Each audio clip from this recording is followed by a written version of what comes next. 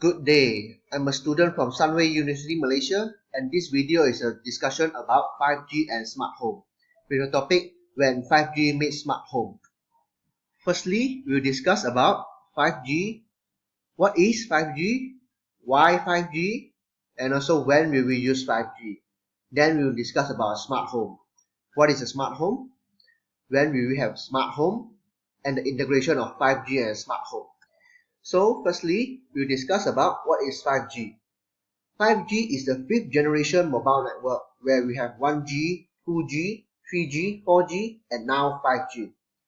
5G supersedes 4G, where it is an improved version of 4G that has improved coverage and can now cover the places where 4G previously cannot cover, which includes forests and even the places where signals are not able to reach. It also has improved speed up to 10 GB per second and allows a greater amount of users to connect simultaneously with lower latency and also lower packet loss. So, why 5G?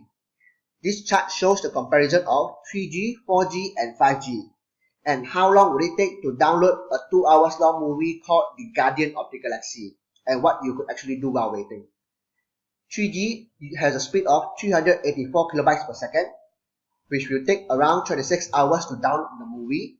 So what could you do in 26 hours? You can fly from New York to Sydney, which includes the check-in time as well. 4G has a speed of 100 megabytes per second, which will take an average of 6 minutes to download the whole movie. What could you do in 6 minutes?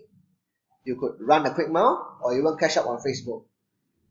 While 5G have a speed of 10 gigabytes per second, which will download the movie in just approximately 3.6 seconds. So what can you do in 3.6 seconds?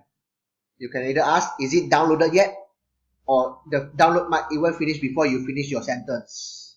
Do you see the great difference in 3G, 4G and now the current 5G? Then, here comes the question. When will we use 5G? In this chart of wireless access generation, it shows that when each generation is introduced and when will it be used.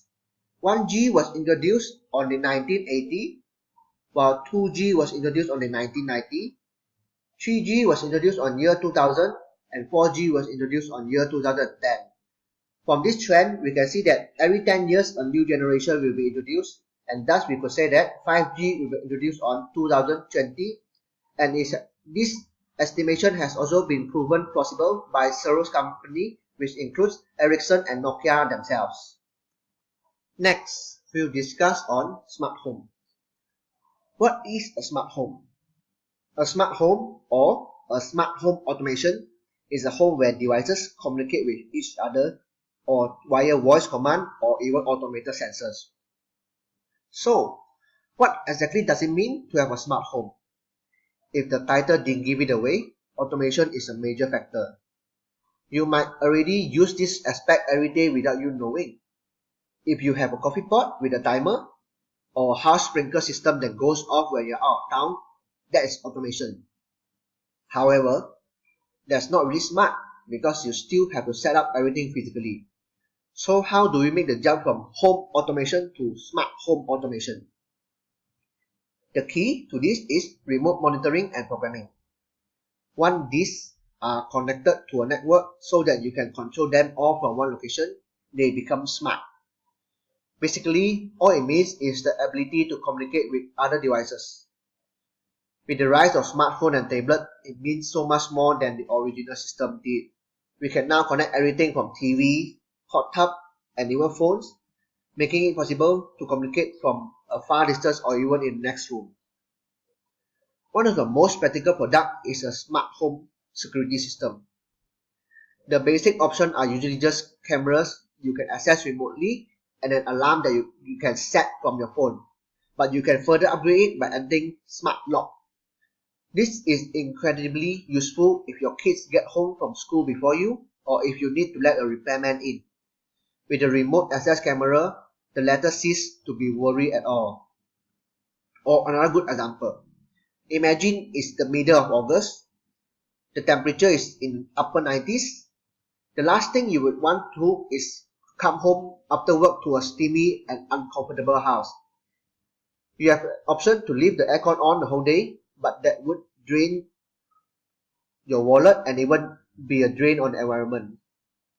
With a smart thermostat, you can tell your house to start cooling down when you leave the office or even when the temperature is too high. That way, you are saving more than 8 hours of wasted electricity without sacrificing your own comfort. Sustainability and security come together with lighting control as well.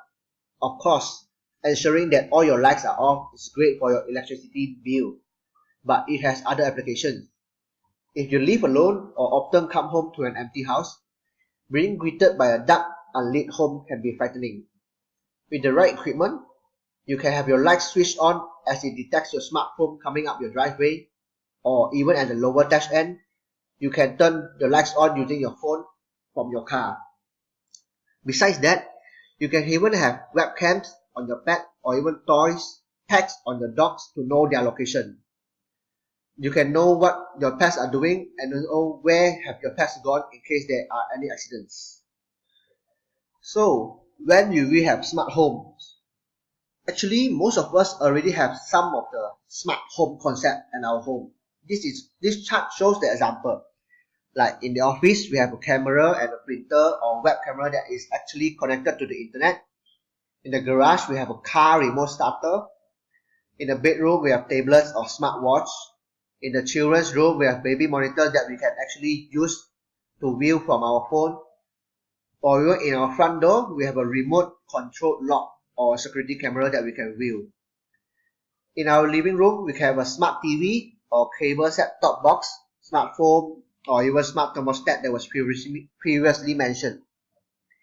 In the basement, we can have remote controlled water sensor to shut the water off when the temperature is too high, or even turn on the heater when the temperature is too low. All these functions are actually implemented in some home, but they are actually not a smart home automation. We could refer them to a home automation as, in other words, it actually does not connect to one network. We can call it a smart home automation when we can actually control all of this with just one devices, namely our smartphone. Then we can call them a smart home. But for now, it's still a smart devices that is connected to a Wi-Fi. That's all we can call it for now, as we have not implemented the smart home fully. Next, here are several examples of smart devices. A house cleaner that you can control when you connect your phone's Bluetooth to it. A desk camera that you can use to view when you are in office or for security purposes or even for viewing purposes of your child. A smart plug that is used for non-smart devices. Non-smart devices are devices that cannot turn on by themselves. But by using this smart plug, you can choose when to turn off the electricity when it is connected to the Wi-Fi, and you can control it using your phone remotely. Next is an auto lock. You can choose to unlock your house door with an auto lock when it's connected to the internet, as per said previously, to allow your children who get home before you or even repairmen.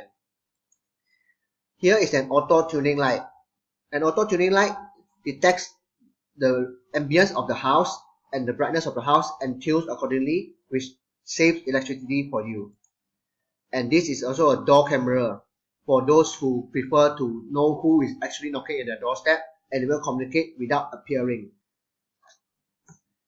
Next, I will discuss about 5G connected home. This is a simple chart made by Nokia which shows 5G connected home and what can 5G bring to home. Firstly, their main concern will be enjoying the best seat in the house and be there when you can't be there. With 5G, the main concern will be virtual reality and also augmented reality. Thus, with 5G, even if you can't make it to a function, with VR and also AR, you can actually feel and be there when you aren't actually there, thanks to the 5G ultra-fast broadband. You'll be able to view and feel the experiences as if you're actually there, or even keep in touch with your relative at a gathering when you can't make it, in lifelike virtual 3D, all from your living room. It will feel like you're actually there face to face when actually you're just sitting in your room. Secondly, their main concern will be keeping safe and healthy. 5G enable multiple secure connection at the same time.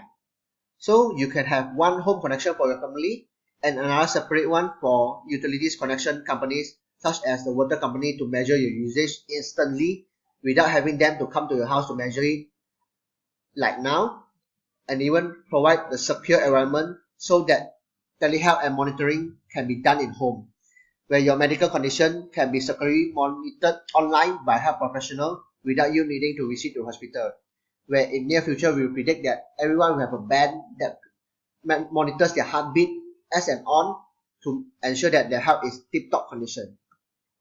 Lastly, we will talk about the integrations of 5G and smart home. What happens when 5G meets smart home?